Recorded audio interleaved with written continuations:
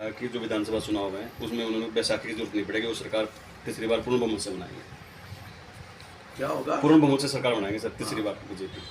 बैसाखी की जरूरत नहीं पड़ेगी। अब बात यह है कि हरियाणा में भारतीय जनता पार्टी की उनकी एग्जिस्टेंस कोई खतरा है।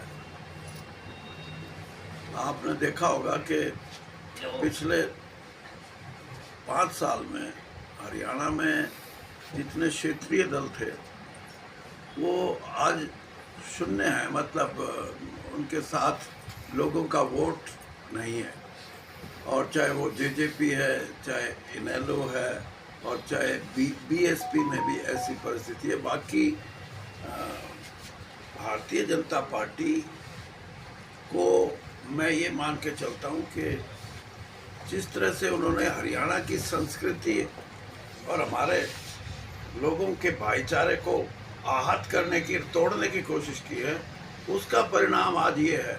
मैंने खुद देखा है लोकसभा के इलेक्शन में, जो ये कहते थे ना कि एक जाति के लोग इधर देंगे, एक जाति, हर जाति ने कांग्रेस के पक्ष में वोट किया है। और इसीलिए किया है कि बीजेपी की सोच से हर आदमी ये समझता था कि हमारे, कम से कम हमारे रहन सहन को खराब मत करो, हमारे भाईचारे को मत खराब करो। और इसका प्रभाव आपने देखा होगा कि जो आने वाला जो चुनाव है उसमें और बड़ा रूप उसको मिलेगा कि हरियाणा के लोग भारतीय जनता पार्टी को ये संदेश देंगे कि अगर राजनीति करनी है तो भाईचारे की करो, राजनीति करनी है तो लोगों को जोड़ने की करो, लोगों को तोड़ने की ना करो। धर्म के नाम पे, जाति के नाम पे भारतीय जनता पार्टी ने ये हमारे साथ बहुत बड़ा पाप किया है।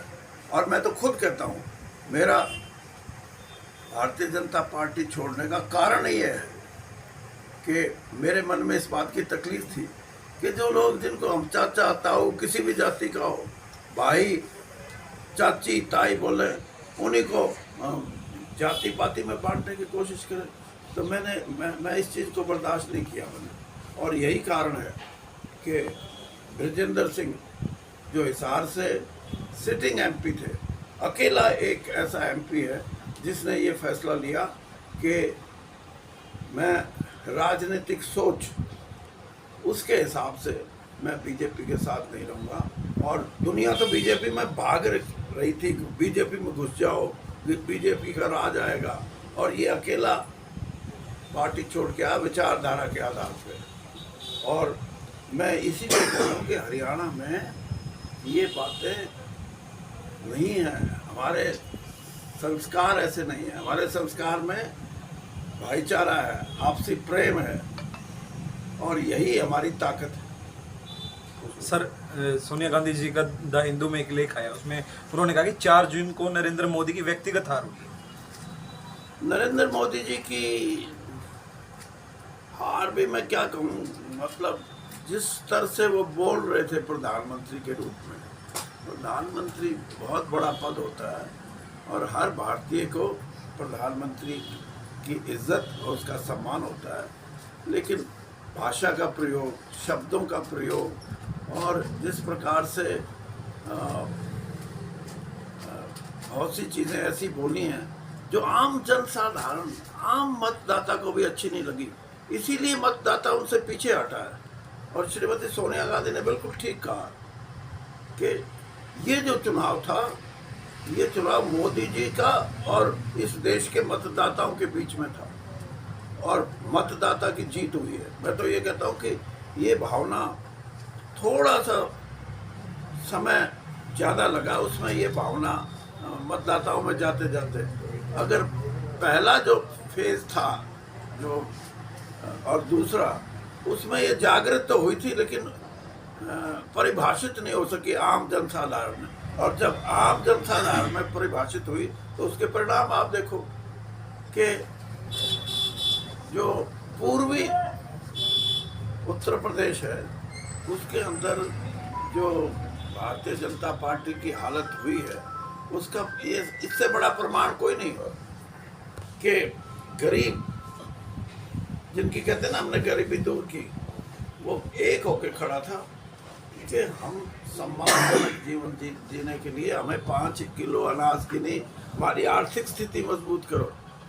और इसी तरह वहाँ का आम जनसाधारण जिसको ये लगता था कि हमारे अधिकारों से कहीं वंचित ना कर दें, जो हमारा आरक्षण का अधिकार है वही ना छिन जाए।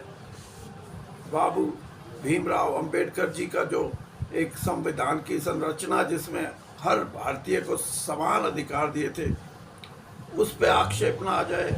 और तो और देश की अखंडता और स्वतंत्रता के लिए भी जागृत हो चुका था मतदाता, और यही परिणाम हुआ है।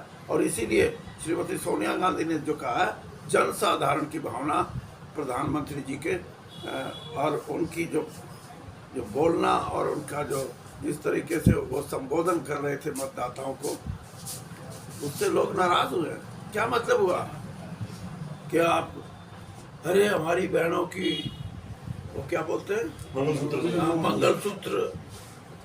मंगलसूत्र की बात करें, मंगलसूत्र का, और जो कांग्रेस का घोषणा पत्र था उसमें कहाँ असमानता थी, कहाँ मंगलसूत्र पे आक्षेप। लेकिन सामाजिक रूप से धार्मिक भावनाओं को गलत व्याख्या करके इस मतदाता को, ये बहुत तेज मतदाता है, ये इसका ज्ञान जो है वो बड़े बड़े ज्ञानियों से ऊपर है। सर, जैसे आपने संविधान का जिक्र किया, तो अभी पूर्व सीएम मनोहर लाल का भी बयान आया था कि संविधान का नाम लेकर दुष्प्रचार किया गया भाजपा के साथ। नहीं, दुष्प्रचार कैसे कर दिया? संविधान की जो कितनी ऐसी घटनाएं हैं। अरे आप चीफ मिनिस्टरों को इलेक्शन में जेल में डाल रहे हो। अगर आप संवैधानिक जो हमारे व्यवस्था है, जिसमें इलेक्शन कमीशन है, जिसमें न्यायपालिका है, जिसमें हमारा ये जिसको हम इंडियन पीनल कोड बोलते हैं वो है, ईडी है, सीबीआई है, इसका इस्तेमाल कैसे कर रहे थे? यानी वोट लेने के लिए। प्रजातंत्र में ये कभी नहीं चल सकता, और इसीलिए अब ये परिणाम हुए। और मैं तो आज भी कहता हूँ, जो मैं शुरू से कह रहा था, मैंने आपको भी कहा कि इस देश के मतदाता ने करवट लेना तो शुरू कर दिया था सरकार के खिलाफ, बीजेपी के खिलाफ, प्रधानमंत्री के भाषणों के खिलाफ। लेकिन उसकी करवट की अगर रफ्तार और तेज होती ना, तो ये 150 से नीचे आते।